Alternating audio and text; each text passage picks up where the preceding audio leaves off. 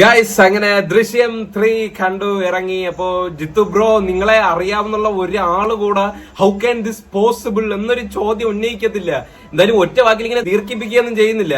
ഈ സിനിമയെ കുറിച്ച് ആകെ മൊത്തത്തിൽ പറഞ്ഞ ദൃശ്യം 4ാമത്തെ പാർട്ടിനായിട്ടും ഇനി ഏറെ പ്രത്യേകിച്ച് ആ ഒരു ട്വിസ്റ്റിനായിട്ട് അത് എന്താണെന്ന് അറിയാൻ വേണ്ടി തന്നെ ഇപ്പോഴേ കാത്തിരിപ്പ് തന്നെയാണ്. ദൃശ്യം ഫസ്റ്റിൽ എന്താണോ, ദൃശ്യം സെക്കൻഡിൽ എന്താണോ, അതുപോലെ തന്നെയാണ് ദൃശ്യം 3ലും. പക്ഷെ കുറച്ചും കൂടി ഇമോഷണൽ അറ്റാച്ച്ഡ് ആയിട്ടുള്ള ഒരു ക്ലൈമാക്സ് തന്നെയാണ് വളരെയധികം നീതി പുലർത്തിക്കൊണ്ട് ജിത്തു ബ്രോ ഇപ്പോഴും ഒരുക്കിയിരിക്കുന്നതിലും. പിന്നെ അഭിനയത്തിന്റെ കാര്യം പറയണ്ടല്ലോ. ലാലേട്ടൻ ജോർജ് കുട്ടി എന്ന് പറയുന്ന ആ ഒരു കഥാപാത്രത്തിൽ നിന്ന് ഒരിട്ട് ഇറങ്ങിയിട്ടുമില്ല. മീനേച്ചി അതുപോലെ തന്നെ ഭാര്യയുടെ ആ ഒരു റോള് കൃത്യമായിട്ട് തന്നെ 1ാം ഭാഗത്തിലും 2ാം ഭാഗത്തിലും കണ്ട പോലെ തന്നെ 3ാം ഭാഗത്തിലും ആ ഭാര്യയായിട്ട് വേണ്ട പോലെ തകർത്തിട്ടുണ്ട്. പിന്നെ സിനിമയിൽ ഒട്ടും പ്രതീക്ഷിക്കാതെ കേമിയോ റോളിലെത്തി സെക്കൻഡ് ഹാഫ് ഏറെക്കുറെ തൂക്കിയെടുത്തോണ്ട് പോയ വില്ലന്റെ ആ റോള് അത് ആരാണെന്നൊന്നും പറയുന്നില്ല. നിങ്ങൾ കണ്ട് ആ ഒരു എക്സ്പീരിയൻസ് മനസ്സിലാക്കി എടുക്കും. അതിഗംഭീരമായിട്ട് വില്ലൻ തകർത്ത് അഭിനയിച്ചിട്ടുണ്ട്. പിന്നെ പ്രത്യേകിച്ച് മുഴുവനായിട്ട് സിനിമയെ കുറിച്ച് പറയുകയാണെങ്കിൽ സിനിമ ഫസ്റ്റും സെക്കൻഡും ദൃശ്യം കണക്ക് തന്നെ ആ ഒരു ഫസ്റ്റ് ഹാഫിലൊക്കെ ആ ഒരു സാധാരണ ഫാമിലി ജീവിതത്തോടെ ഒഴുക്കിനനുസരിച്ച് പോകുന്ന ലാലേട്ടൻ, 2 മക്കൾ, ഭാര്യ, അങ്ങനെ പോകുന്നു.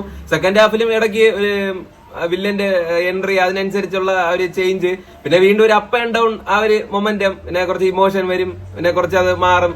ആ ഒരു രീതിക്കുള്ള അപ്പ് ആൻഡ് ഡൗൺ, ഒന്ന് റോളർ കോസ്റ്റർ രീതിക്കുള്ള ഒരു മൂവി. ലാസ്റ്റ് എന്തായാലും ആ ഒരു ട്വിസ്റ്റിന് വേണ്ടി തന്നെയാണ് ഞാൻ എന്തായാലും പ്രതീക്ഷിച്ചു പോയത്. അതുപോലെ പക്ഷെ ലാസ്റ്റ് അങ്ങ് തീർന്നോ എന്ന് വിചാരിച്ച് ട്വിസ്റ്റ് ഇതായിരുന്നോ ട്വിസ്റ്റ് എന്ന് വിചാരിച്ച് അങ്ങ് ഇരുന്നേക്കൂടാ. യഥാർത്ഥ ക്ലൈമാക്സ് ട്വിസ്റ്റ് വന്നപ്പോഴായിരുന്നു ജിത്തു ബ്രോ ഒട്ടും നിരാശപ്പെടുത്തിയിട്ടില്ല എന്നുള്ള കാര്യം മനസ്സിലായി.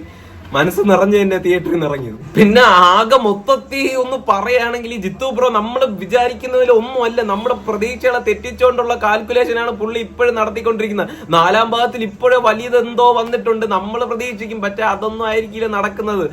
നമ്മുടെ പ്രതീക്ഷകൾക്ക് അപ്പുറം തരുന്ന ആ ഒരു സൂത്രം തന്നെയാണ് ഈ സിനിമയുടെ വിജയം എന്ന് പറയുന്നത്.